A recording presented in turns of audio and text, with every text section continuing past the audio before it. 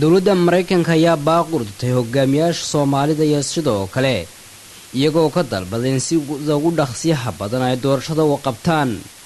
xogayaha arrimaha dibadda Mareykanka Antonio Blinken oo qoraal soo saaray ayaa waxa uu faahfaahin la yeeshay madaxweynaha Kenya Uhuru Kenyatta waxaana uu kala hadlay arrimaha doorashooyinka Soomaaliya.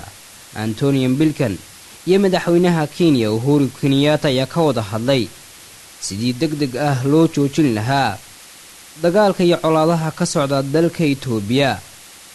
waxaana sidoo kale diiradda lagu saaray kulanka labada mas'uul sidii Soomaalidu ay sida ugu dhaqsiyaha badan ay u qaban lahaayeen doorasho isna xakameyn lahaayeen.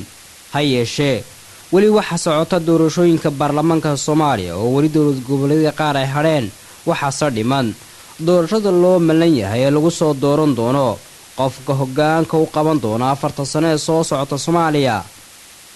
waxaana baratamaya murashaxiin tiro badan oo ay ka mid yihiin madaxweynayaal garhka Soomaaliya u soo qabtay. shacabka ku nool magaalada Muqdisho waxay diyaar u yihiin xilligan isbedel buuxa.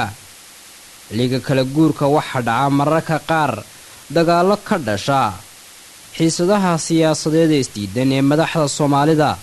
hadda waxa taagan khilaaf u dhexeeya madaxweynaha Soomaaliya mudane Maxamed Cabdullaahi Farmaajo iyo sidoo kale ra'iisul wasaarihiisa walina xal buuxa lagama gaadhin.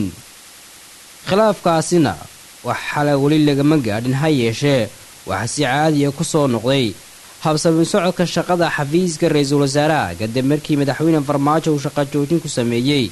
waxa xusud mudan in ciidamo ka soo ruqaansaday shabeellada dhexe oo la baxay badbaado qaran ay wali ku sugan yihiin xaafado ka mid ah Muqdisho.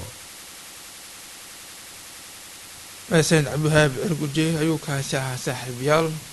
dhinaca kalena isla khilaafka madaxweynaha iyo ra'iisul wasaaraha wararkii ugu dambeeyay saacadii la soo dhaafay waxaa laga dhex bilaabay waan ku saabsan sidii ciisada loo qaboojin lahaa. waxaa aadasi ka dambeysay kadib markii magaalada Muqdisho shalay ay soo gaareen madaxweynayaasha maamulada Galmudug Qoorqoor iyo Hirshabeelle cali guudlaabe xuseen.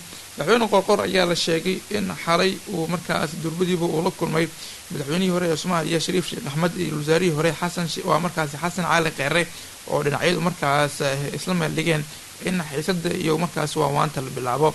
waxaana warar la xaqiijiyay ay tilmaameen in Qoorqoor uu xalay casho uu ku casuumay golaha midowga musharaxiinta ah. hase yeeshee ilagu xoogaala ayaa markaas xaqiijiyay in ay ku gacan saareen casuumaadaas madaxweyne Qoorqoor u fidiyay midowga musharaxiinta marka laga reebo in ay casuumaadaas ay aqbaleen in goobjoog ahaayeen Shariif Sheekh Axmed iyo Xasan Cali Qeere. waxaana wararku ay tilmaamayaan in ay arintaas ay si toos ah ugu rimideen Xasan Sheekh Maxamuud iyo soo kale inta hogaamiyaha xisbiga wasiir Cabdiraxmaan Cabdishakuur Warsame oo markaas ayaguna markaa ordhigay in marka hore uu cadeeyo go'aankiisa mowqifkiisa ku aasan aragtida ah in madaxweyne Farmaajo wasaare Maxamed Xuseen Rooble cid markaas uu garab istaagayo. waxaa dhinaca kale waantaas ka sii horeysay markaas aan raade waan ay hore u bilaabeen wasiir wasaare ku-xigeenka dalka Mahdi Guuleed, wasiirka arrimaha dibadda ee Soomaaliya Cabdi Saciid Cali iyo soo kale Cabdullaahi Carab wasiirka waxbarashada Soomaaliya ay u tageen madaxweyne Farmaajo ayna markaas ay la soo kulmeen ayna soo aqbalay in waanta la gudo galo. hase yeeshee markii ay u tageen ra'iisul wasaare Maxamed Xuseen Rooblena waa arrimahaas oo ku gacan saaray. waxaana wararka ay xaqiijiyeen in uu ku yiri shaqadiina hore u wata. waa markaasi wararka ugu dambeeyay ee markaasi saacadii la soo dhaafay aanu helnay ay markaasi xaqiijinayaan in uu wada hadalka wasaaraha uu ku gacan saaray.